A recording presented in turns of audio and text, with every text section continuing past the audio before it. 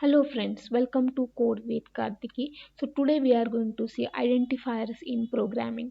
In previous session, already we have seen why we need identifiers. We already know what is meant by identifiers.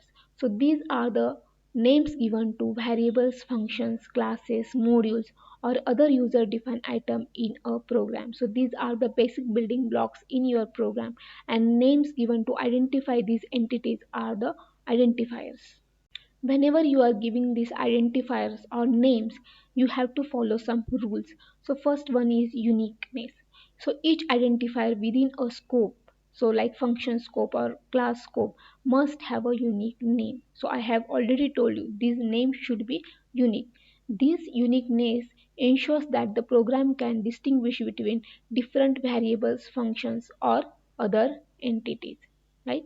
So this uniqueness is important. Next rule is syntax rules. So each programming language has its own syntax rules to give this identifier's name. So if your identifier name is not following those syntax rules, then you will get error. So strictly you have to follow these syntax rules whenever you are giving identifier name. Next rule is case sensitivity. Many programming languages are case sensitive, meaning they differentiate between uppercase and lowercase letters. So whenever you are giving identifier name, you have to remember about the sensitivity of programming language. Next is readability. So whenever you are giving identifier name, it should be readable. So choosing meaningful and descriptive identifiers enhances the readability of the code. Readability of the code means your code will be easy to understand. So developers often follow naming conventions to make their code more understandable to others.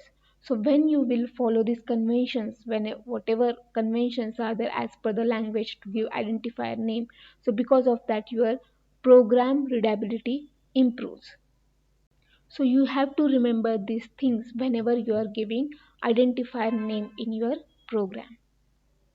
If you like the content of my channel, please subscribe and press bell icon to get notification.